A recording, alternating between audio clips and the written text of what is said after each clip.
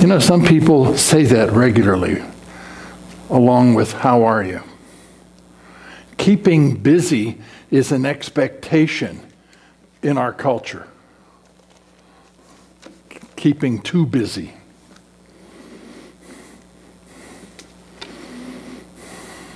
Keeping busy is a prescription for dealing with grief.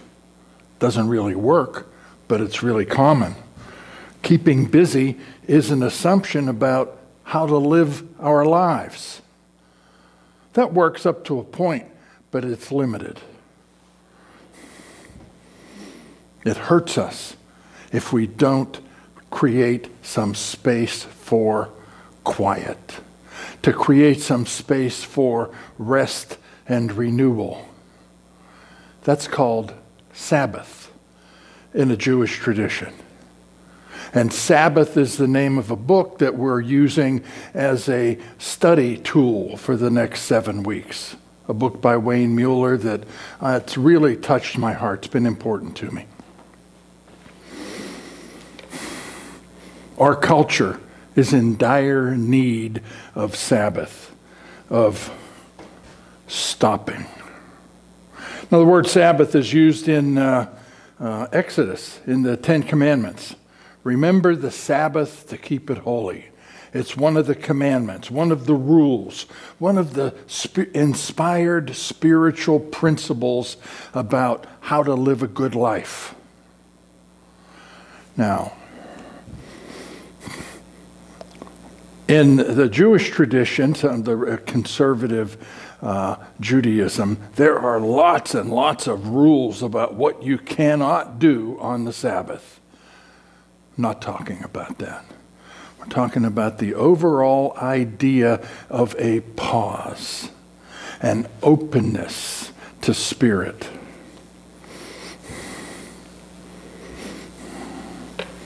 Not just in the Jewish tradition, it's universal. Go to church on Sunday. That's a Sabbath. Muslims stopping to pray 5 times a day. Each one of those stops, each one of those prayer times could be a Sabbath. You know, it used to be businesses were closed on Sundays. I was a minister of a church in West Michigan, in Grand Rapids, and there were some very conservative towns around there where everything was closed on Sunday. One of the towns was Jenison.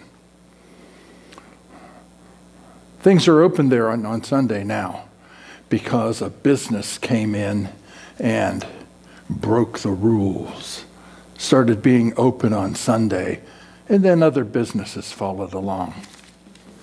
It was McDonald's.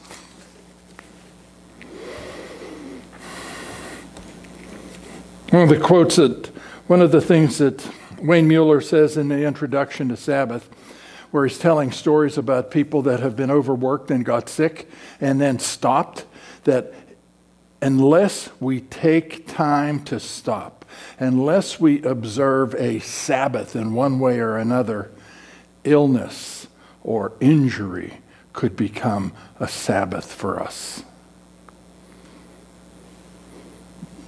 Maybe that's something about what's happening today with the earth, because we have been forced into a kind of Sabbath time. We've been forced into a retreat, into a slowing down. It's an opportunity for cultural correction. Now, Sabbath, the way we're going to be thinking about it, the way Wayne Mueller uses it in his book, is more than downtime. It's more than not working. It seems to have a life of its own. Sabbath is kind of like Christmas. You know how a holiday like Christmas is more than just a day, it's a season. It's more than just a particular event, there's something that kind of enters into us, the Christmas spirit. There's something that we enter into the Christmas season. Well, Sabbath has a life of its own like that. And we're invited to remember the Sabbath. Keep it holy.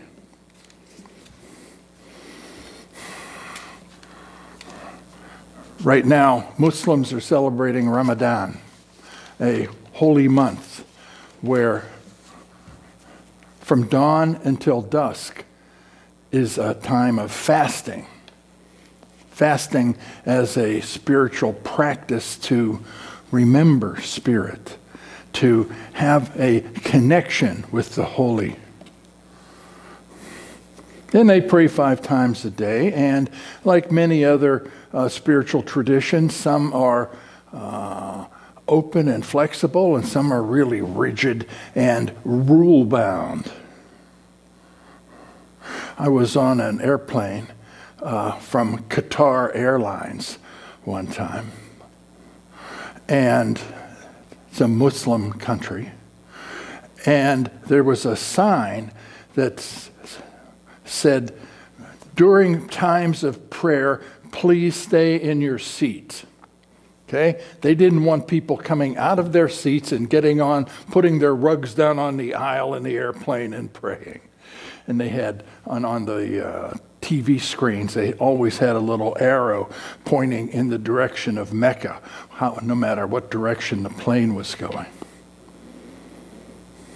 To practice, to remember spirituality, to remember God, to be open to presence and power. Remember today. It's a topic today. The first week of our 7-week series is called Remember. Made a little study booklet with 7 weeks of quotes and questions. I didn't write these, but it's something that I've used in the past. This came from Patricia Keel.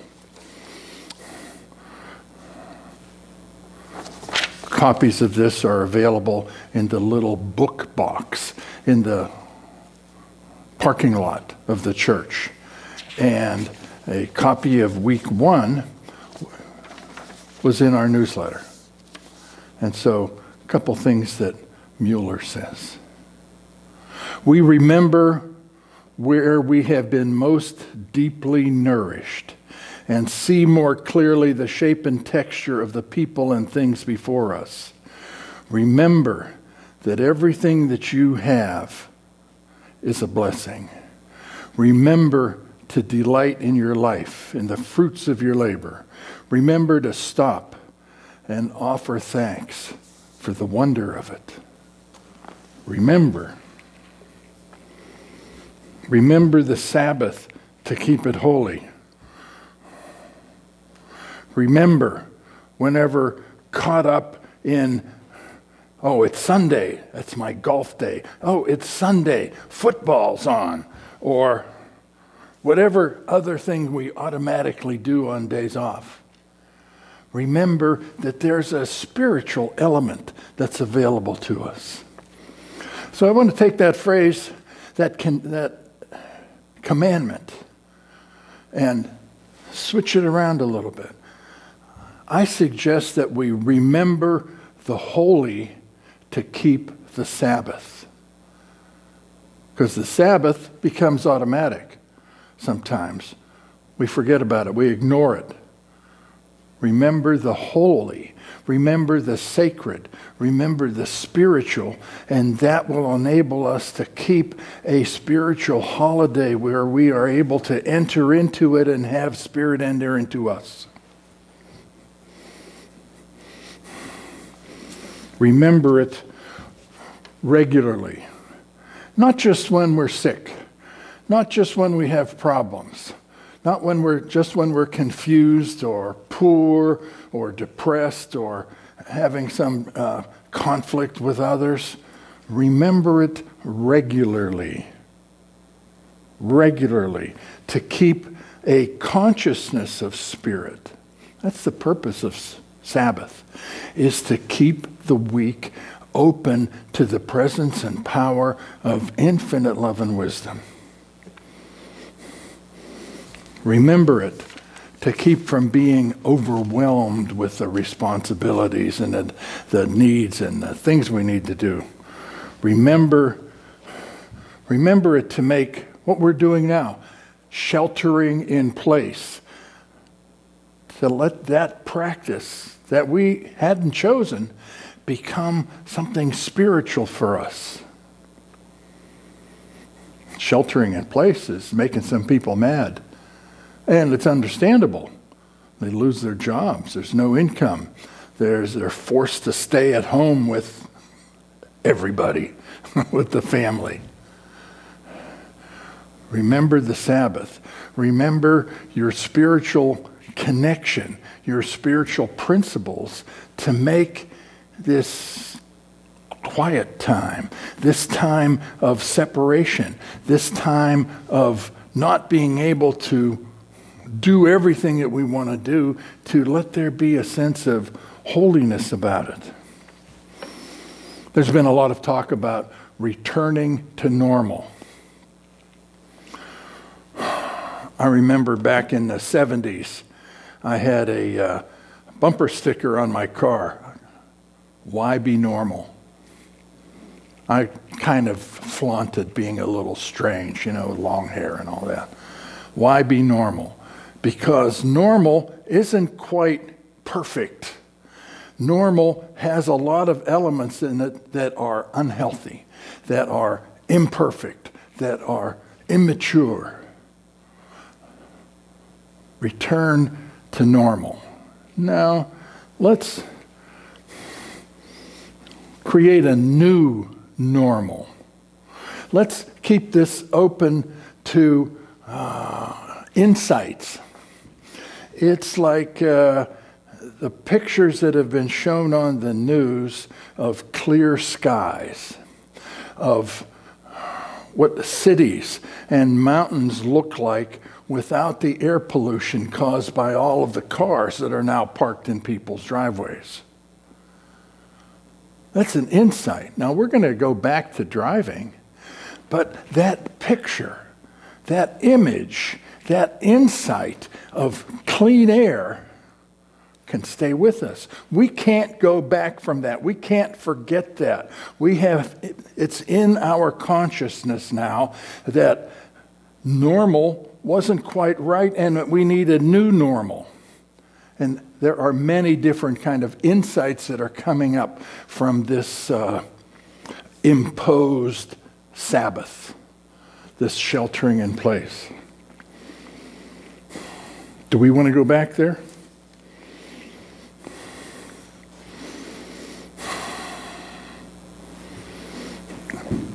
I don't think we want to, and I'm not sure that we can. There's a story at the end of the book of John.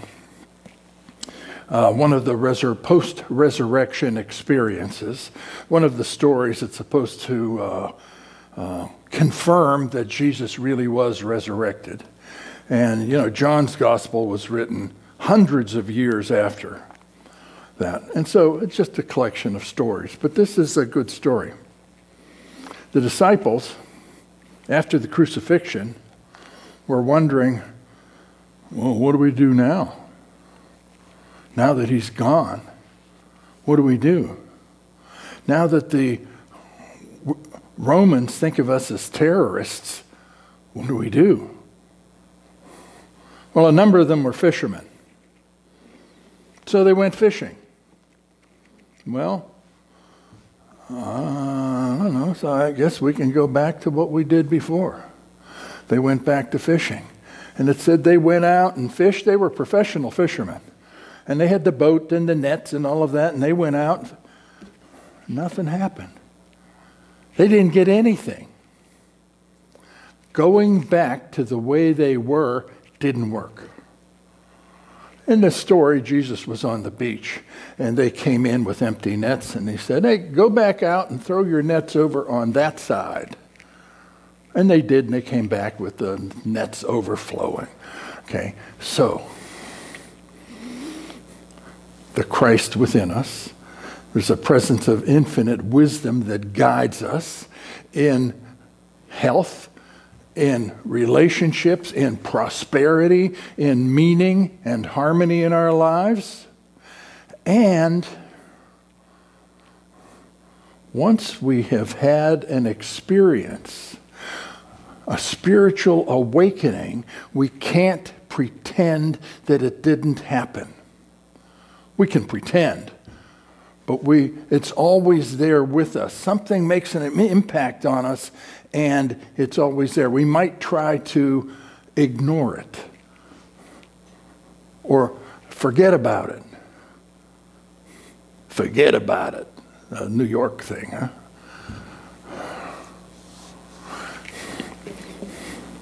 I have a friend who's a Methodist minister, and we were talking about fishing and meditation one day, and it just so happened that this story was part of the lectionary, and it was something that he was going to be preaching on, and he didn't understand meditation, but he loved to fish, and he was one of those fishermen that just kept the line out there. And so I told him that what he was doing with his mind out there on the line, being quiet, was really meditating. I don't know if he got it. Well, I think he did. But anyway, we got talking about this story, and he came up with a title that's not quite a unity title, but it's kind of what I'm talking about. When you have an experience of the risen Christ, you cannot go back to the way you were. Those disciples couldn't go back. When we have a profound spiritual experience, our lives are changed. Now, not all of us have life-changing experiences like someone that has a near-death experience. Their life changes. Their story is inspiring. Some people have an experience of seeing an angel or meeting Jesus or hearing from an ascended master, or it's life-changing. Not necessarily universal. Some people have experienced miracles, miraculous healings, or like a woman picking the car up from that had rolled over her child so the child could get out. Well, that's a miracle. It changes her life. And the story, when we hear those stories about those miracles, about those appearances, about those near-death experiences, we would say, that's interesting. Does it necessarily change our lives? It might. It's inspirational. It opens a door between the ordinary night and day and the spiritual realm. People that work in hospice often say that they have a sense of the doors being open there, of some almost mystical connection. They observe people that are on the verge of passing over, saying things like to an empty room, "How do I know that you are who you say you are?"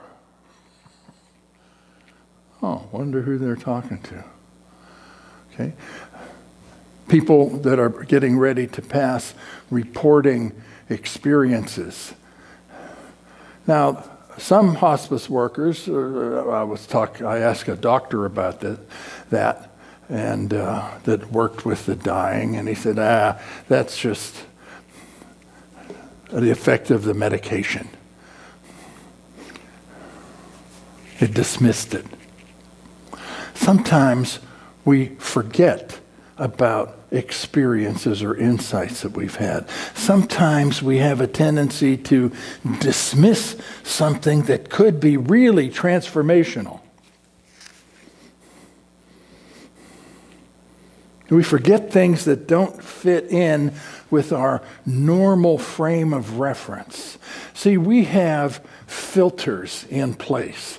We have a frame of reference, a way of being that is a product of the mind protecting itself. Our minds have safeguards built in. If they didn't have filters and safeguards built in, we would be overwhelmed by all of the stimuli that we live with. People that don't have those safeguards are mentally ill, unstable. They hear voices. Well, okay, so we have these filters built in. Psychologists call it a reticular activating system. RAS, reticular activating system. And what that is that the mind notices things that it is programmed to notice. Now let's say that we're affirming that I am prosperous and a new job is coming to me. We program the mind to notice opportunities for new jobs or for healing or for a new relationship. And so our affirmative prayer opens our minds to certain categories of experience and information that are related to what we want to see or hear or feel or experience. That's the power of thought. And then those thoughts create. It's powerful. We filter out more than we let in. Our mind protects us from overload by only letting us see what we want to see, what we say we are open to see. Now, it's more than what we personally say. It's more like what our culture says is appropriate to see. A lot of times we're too busy to see the beauty, too busy to see examples of love and oneness, too busy to be touched by spirit. So, Sabbath is a time to stop, to open, to let our mind get clear, to spend some time in the quiet, and to be open to a new normal.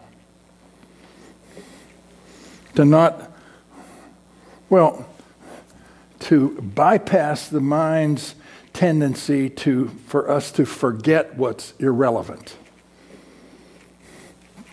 to dismiss what's not normal or usual. And in so doing, a lot of times we forget, or at least set deeply aside, important spiritual thoughts, important spiritual experiences and insights, because they might be weird. They might be different. They might not fit in.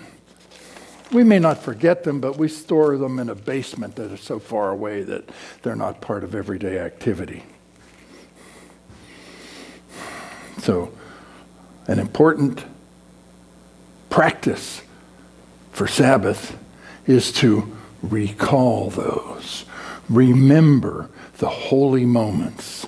Remember the spiritual insights to allow us to experience a holy day, a holy time. Remember the holy to keep the Sabbath. You've had experiences.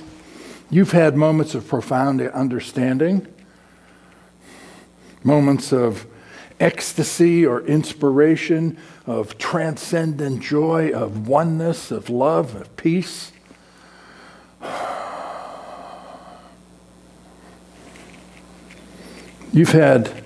Maybe you've had experiences with people that have passed away. That's more common than you know.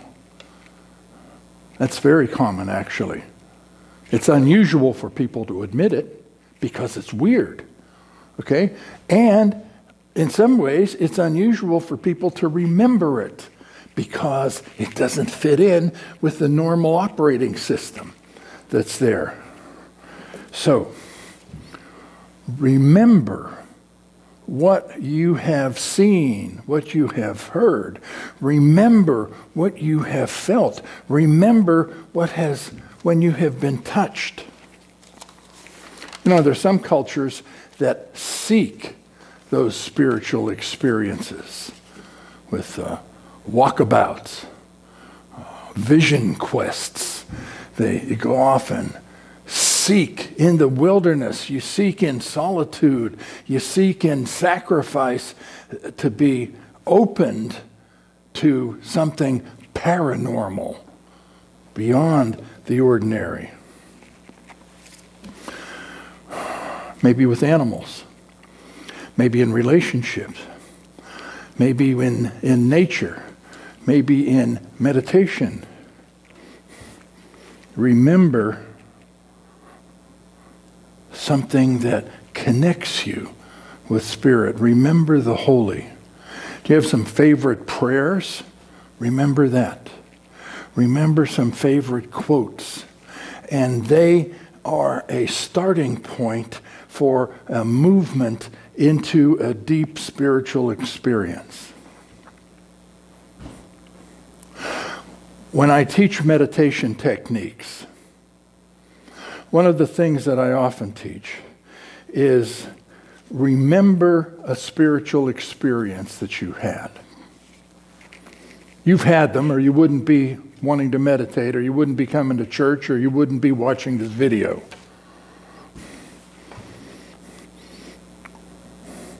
When have you had something that you might not tell everybody about because it's unusual? You want to tell yourself about it, that this is something precious, something special, something holy. Think about that.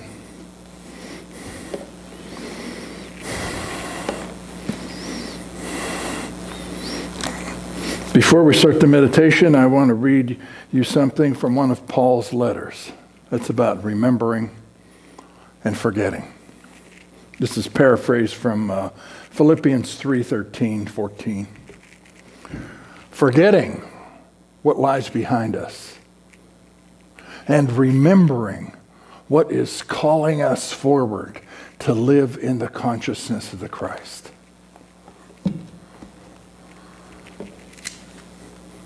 So, we'll prepare for meditation now.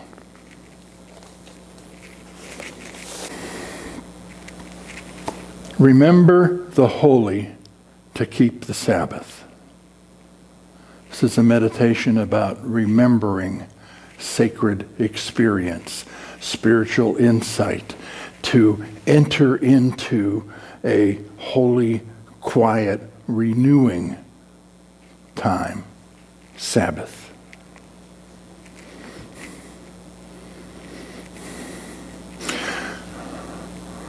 I'll get to a point in the meditation where I will say, be in the silence. You may want to pause the playback of this video at that time to spend more time there in the silence.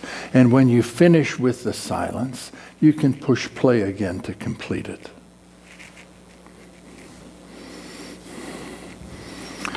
So, when has the door been opened between this world and the spiritual world in your experience?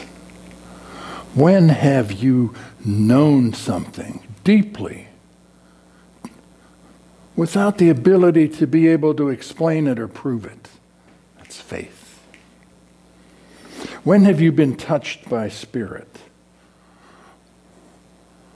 When have you really known that there is a spiritual reality? When did that happen? Where were you?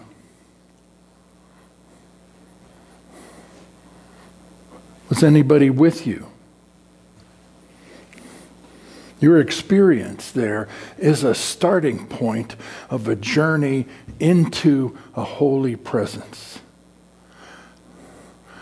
This is a spiritual meditation process. This is more than a technique for relaxation and for intuition. No, this is a journey into the presence and into the power of infinite love and wisdom. So remember Spirit. Remember a holy moment, a holy insight. Something profound, something deep, something very personal. You might, if nothing comes to mind, you might say, show me. Show me what I know of Spirit. When have I been touched? You can ask. And then listen. Say, I want to remember. Help me remember. So listen. Watch. Wait. If you have a particular memory, insight, event, stay with it. Be with it. It is the spiritual ground of being, a connection with pure being. Settle into it. Just let it be a place in your mind where you spend time and you watch there to see what you see. You listen there to notice what you hear. You be aware to be conscious of what you feel. And let your seeing and hearing and feeling move you into a deep place of presence. Move you into a spiritual reality of an open mind and open heart, where you receive what you need, where you receive what you need. Enter into the silence. Let go into the silence of pure being. Openly, receptively, gratefully, in the silence.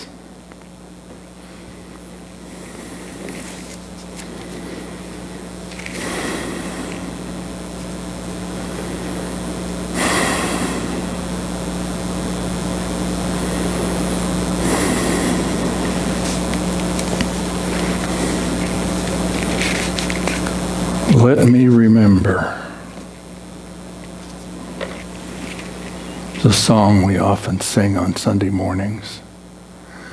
Let me remember. Let me remember.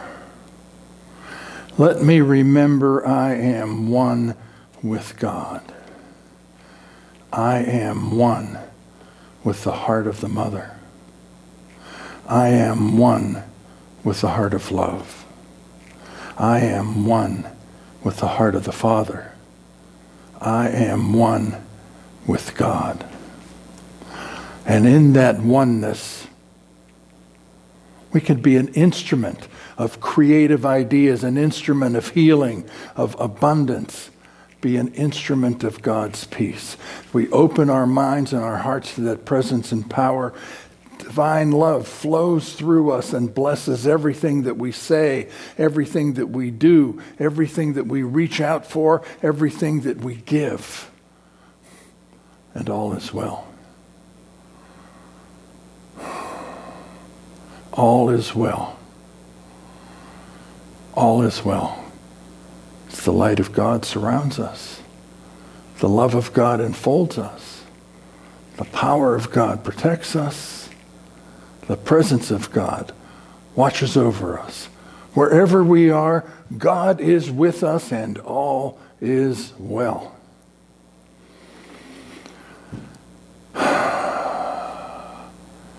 Let there be peace on earth, and let it begin with me.